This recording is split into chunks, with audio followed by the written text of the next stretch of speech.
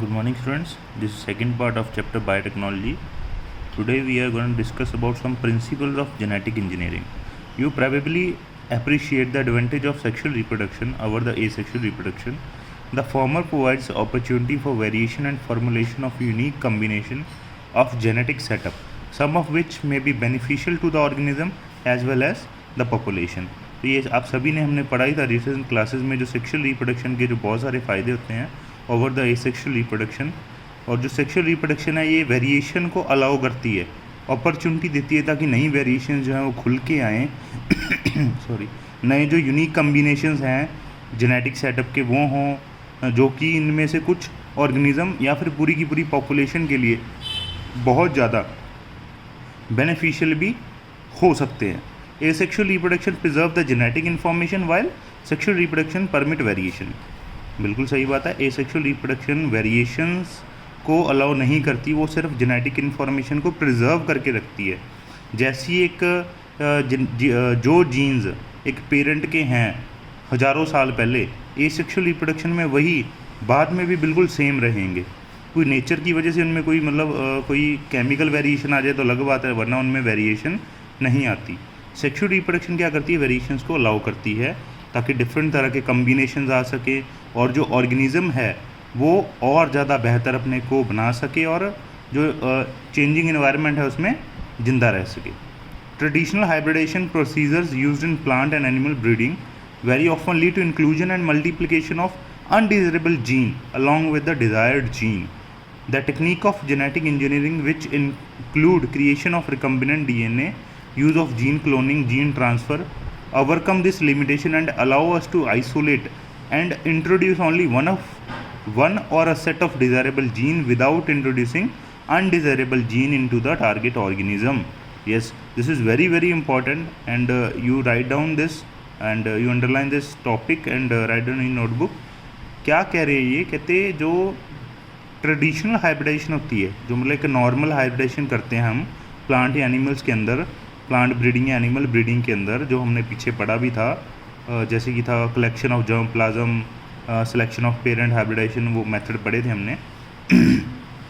तो इसमें क्या होता है, डिज़ायरेबल जीन के साथ साथ बहुत बार ऐसा होता है कि अनडिज़ायरेबल जीन जो है ये भी चली आती हैं, ये भी आगे ट्रांसफ़र होने लग जाती हैं, जिनकी ज़रूरत ही नहीं है, जो कि मतलब हो सकता है कई बार नुकसान ना करे लेकिन कई बार नुकसान भी करने लग जाती हैं अनडिज़ायरेबल जीन। तो इनको भी रिमूव करना एक बहुत बड़ा टॉपिक होता है, बहुत बड़ा मुद्दा होता है अनडिज़ायरेबल जीन्स को रिमूव करना। अब ट्रेडिशनल हाइब्रिडेशन मेथड के अंदर अनडिज़ायरेबल जीन्स को रिमूव करना एक बहुत ही बड़ा बहुत ही बड़ी प्रॉब्लम है। इसको हम रिमूव नहीं कर सकते आसानी से, लेकिन तभी हमारे पास आती है साइंस, जेनेटिक्स, टेक्नोलॉजी। तो जो ये टेक्निक है जेनेटिक इंजीनियरिंग की, जिसमें हम रिकम्बिनेंट डीएनए बनाते हैं, जीन क्लोनिंग करते हैं, जीन ट्रांसफ़र करते हैं, तो इन सब चीज़ों से जो ये दिक्कत है ऊपर वाली अनडिज़ायरेबल जीन वाली, ये हमने बहुत ज़्यादा हद तक सॉल्व कर ली है। इसमें हम क्या करते हैं, सिर्फ डिज़ायरेबल जीन को ही आगे ट्रांसफ़र करते हैं। ओके, मतलब पहले तो हम रिकम्बिनेंट डीएनए बनाते हैं, मतलब नया बेहतर डीएनए बनाते हैं, उसके बाद उसको क्लोन करते हैं और उसमें से जो अनवांटेड जीन है वो रिमूव कर देते हैं। फिर जीन ट्रांसफ़र, जो सारे बढ़िया बढ़िया डिज़ायरेबल जीन्स हैं उनको ट्रांसफ़र कर देते हैं। Do you know the likely fate of a piece of DNA which is somehow transferred into an alien organism? Most likely this piece of DNA would not be able to multiply itself in the progeny cell of the organism, but when it gets integrated into the genome of the recipient, it may multiply and be inherited along with the host DNA. कहते आपको पता है एक piece of DNA के साथ क्या होता है जब वो किसी फॉरेन ऑर्गेनिज्म के अंदर ट्रांसफ़र हो जाए? कहते नॉर्मली तो क्या होता है, जो ये डीएनए का पीस होगा ये मल्टीप्लाई नहीं करेगा, would not be able to multiply, और वो मतलब डाई हो जाएगा प्रोजेनी सेल के अंदर, आगे और ज़्यादा ट्रांसफ़र नहीं होगा। लेकिन अगर ये डीएनए होस्ट के डीएनए के साथ मिक्स हो जाए, अगर ये डीएनए होस्ट के डीएनए के साथ ही मिक्स हो जाए, तो फिर ये आगे से आगे ट्रांसफ़र होता रहता है नेक्स्ट प्रोजेनी में। क्यों? This is because the alien piece of DNA has become a part of chromosome which has the ability to replicate. Okay, क्योंकि अब जो ये डीएनए है ये क्या बन गया, होस्ट डीएनए का पार्ट बन गया या क्रोमोसोम का पार्ट बन गया। जिसके पास अब एबिलिटी है रेप्लिकेट करने की। In a chromosome there is a specific DNA sequence called the origin of replication. ये क्रोमोसोम के अंदर एक स्पेसिफिक डीएनए सीक्वेंस है जिसको हम ORI या ओरिजिन ऑफ रेप्लिकेशन बोलते हैं, जो किसी भी रेप्लिकेशन को इनिशिएट करवाता है। ओके, जो डीएनए की रेप्लिकेशन होती है उसको स्टार्ट करवाने का काम करता है ओरिजिन ऑफ रेप्लिकेशन। इसका एग्जांपल है एक मूवी के अंदर भी ये दिखाया गया है, स्पाइडरमैन मूवी के अंदर। आप अगर ध्यान से मूवी आपने देखी है स्पाइडरमैन का सबसे पहला पार्ट, तो उसमें क्या होता है, एक जो मकड़ी है वो उस बंदे को, पीटर को मतलब काट लेती है और किसी तरीके से उसका जो डीएनए है वो पीटर के अंदर चला जाता है। और फिर वो मूवी में दिखाते भी है सारा कि वो डीएनए जो है मकड़ी का ह्यूमन डीएनए के साथ बाइंड कर गया। ह्यूमन डीएनए के साथ जैसे ही वो बाइंड कर गया तो उसने भी वो भी ह्यूमन डीएनए का एक पार्ट बन गया। तो रेप्लिकेशन करके वो आगे की आगे पूरी बॉडी में फिर फैल गया, जिससे वो पीटर के पास भी स्पाइडरमैन की शक्तियाँ आ गई। ठीक है, तो don't try this at home. सबसे पहले तो आप सभी से मैं ये कहूँगा कि इसको घर पे ट्राई मत करना कि मकड़ी पकड़ के अपने कटवा लो भी, हाँ भी हमने मकड़ी से कटवा ली, हम भी स्पाइडरमैन बन जाएंगे। तो ऐसा बिल्कुल ट्राई मत करना। ओके, वो सिर्फ मूवीज़ में होता है, लेकिन जस्ट इससे हम एक एग्जांपल ले सकते हैं। ओके, समझ सकते हैं जो टॉपिक, इसको समझ सकते हैं। Therefore, for the multiplication of any piece of DNA in an organism, it need to be part of chromosome, which has a specific sequence known as origin of replication. Thus, an alien DNA is linked with the origin of replication, so that this alien piece of DNA can replicate and multiply itself in the host organism. तो जो alien DNA है वो ORI के साथ link करना बहुत ज़रूरी है, ताकि जो alien piece of DNA है वो भी replicate कर सके और host organism के अंदर अपने आप को multiply करवा सके। दिस कैन ऑल्सो भी कॉल्ड एज क्लोनिंग और making multiple identical copies of any template DNA. इसको हम क्लोनिंग भी बोल देते हैं। मतलब क्या है भी, एक जो डीएनए है, टेम्पलेट डीएनए क्या होता है, मतलब फॉरेन डीएनए भी कह सकते हो, या डीएनए का एक पार्ट है उसको टेम्पलेट डीएनए भी कह देते हैं हम। उसकी बहुत सारी कॉपीज़ को बनाना, उसको हम बोल देते हैं क्लोनिंग वगैरह बोल देते हैं। Let us now focus on the first instance of the construction of an artificial recombinant DNA molecule. सबसे पहला जो बना था उसके बारे में कुछ देखते हैं। The construction of first recombinant DNA emerged from the possibility of linking a gene encoding antibiotic resistance with a native plasmid autonomously replicating circular extrachromosomal DNA of Salmonella typhi। सबसे पहले सैल्मोनेला टाइफी के अंदर देखा गया था। इसमें क्या हमने किया, फर्स्ट जो रिकम्बिनेंट डीएनए बनाया। ओके, इसमें हमने क्या देखा कि जो प्लास्मिड है, बेसिकली सैल्मोनेला टाइफी के अंदर एक प्लास्मिड होता है। ये अपने नॉर्मल डीएनए से थोड़ा सा अलग होता है। जैसे अपना डीएनए भी सेल्फ रेप्लिकेटिंग है, उसी तरीके से प्लास्मिड भी एक राउंड सर्कुलर सा डीएनए, एक्स्ट्रा क्रोमोसोमल डीएनए होता है।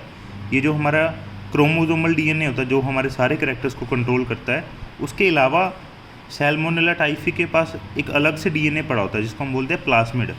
इसकी अगर हम फोटो की बात करें तो ये इस तरीके का होता है, गोल गोल सा होता है। एक्चुअल में तो नहीं है ये इसका मतलब, लेकिन ये होता है इसी तरीके का। ये इसको भी कह सकते हो, ये भी इस तरीके का होता है प्लास्मिड।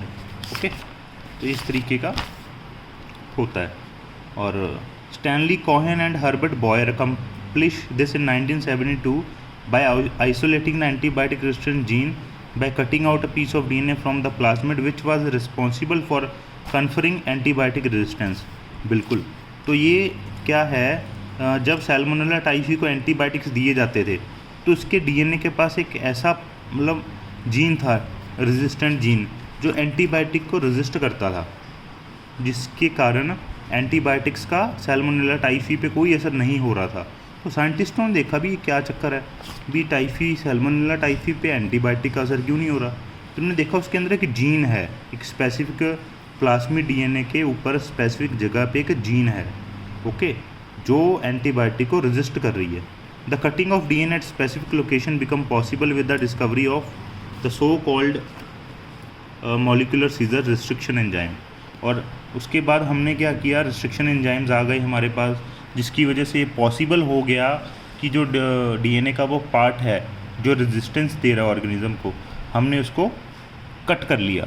हमने उसको कट करके अपने हमारे सेल्स के अंदर भी डाल दिया या कुछ और ऑर्गेनिज्म के या प्लांट के अंदर डाल दिया, जिसके वजह से प्लांट पे कोई बीमारी ना लगे या हमें कोई बीमारी ना लगे। तो ये सारा पॉसिबल हो गया रिस्ट्रिक्शन एंजाइम की वजह से। इसको हम मॉलिक्यूलर सीजर भी बोलते हैं क्योंकि ये कट करने के काम आती है, मॉलिक्यूल्स को या हमारे डीएनए को कट करने के काम आती है। The cut piece of DNA was then linked with the plasmid DNA. These plasmid DNA act as a vector to transfer the piece of DNA attach to it. अब जो डीएनए का part हमने cut किया उसको हम plasmid DNA के साथ link करेंगे। प्लाज्मिड डीएनए क्या करेगा, उसको ट्रांसफ़र करवाने का काम करेगा, क्योंकि वो प्लाज्मिड डीएनए के जरिए ही आगे ट्रांसफ़र होंगे। इसको हम मतलब अच्छे से नेक्स्ट टॉपिक में भी समझेंगे आगे, फिर इसके बारे में दिया गया है डायग्राम्स के अंदर अभी समझेंगे हम।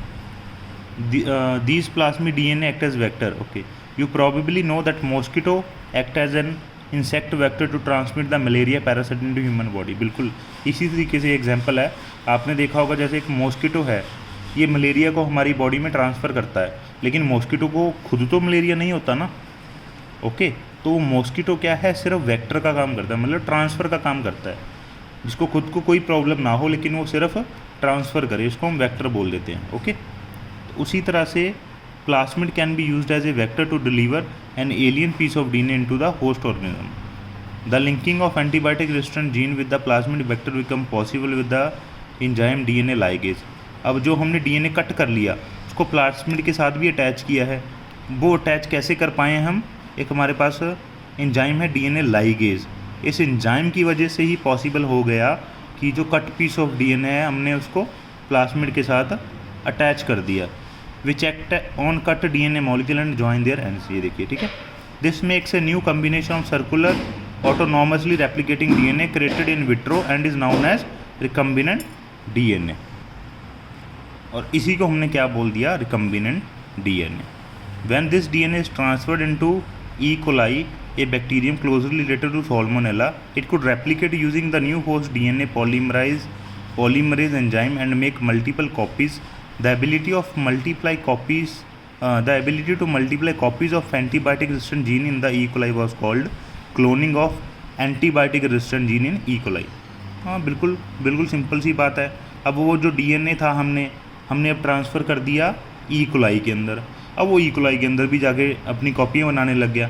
तो जो ये एबिलिटी थी एंटीबायोटिक रेजिस्टेंट जीन की कि वो अपनी और कॉपियाँ बना रही थी, उसको हमने क्या बोल दिया, cloning of antibiotic resistant gene in E. coli। Simple सी बात है। तो यहाँ पे हमारे पास 3 बातें हैं, 3 स्टेप हमें मिल गए। पहले तो क्या, अगर आपने किसी जेनेटिकली मॉडिफाई करना है किसी ऑर्गेनिज्म को, तो आपके पास आपने 3 चीज़ें करनी है। Identification of DNA with desirable gene. पहले तो आपने डीएनए को आइडेंटिफाई करना है जिसके अंदर डिज़ायरेबल जीन है, जो जीन हमें चाहिए, पहले तो आपने वो डीएनए को आइडेंटिफाई करना है। Introducing the identified DNA into the host. अब वो आइडेंटिफाइड डीएनए जो आपने कर लिया उसको आप होस्ट के अंदर ट्रांसफ़र कर दोगे। Maintenance of introduce DNA in the host and transfer of the DNA to its progeny. अब जो डीएनए होस्ट के अंदर चला गया उसको मेंटेन करोगे और उसको फिर आगे उसकी प्रोजेनी में ट्रांसफ़र कर दोगे, उसके आगे फिर आगे जो उसके नेक्स्ट आने वाली जनरेशन है उसमें ट्रांसफ़र कर दोगे। तो इस तरीके से वो काम फिर चलता रहेगा। ओके, तो ये था हमारा सारा आज का टॉपिक, जो बेसिक इन्फॉर्मेशन और हमें मिल गई जेनेटिक इंजीनियरिंग के बारे में। कल को हम करेंगे tools of recombinant DNA technology. Okay, आपको कुछ भी ना समझे प्लीज़ कॉल मैसेज ज़रूर करिए और अपना काम रेगुलर करते रहिए। Thank you.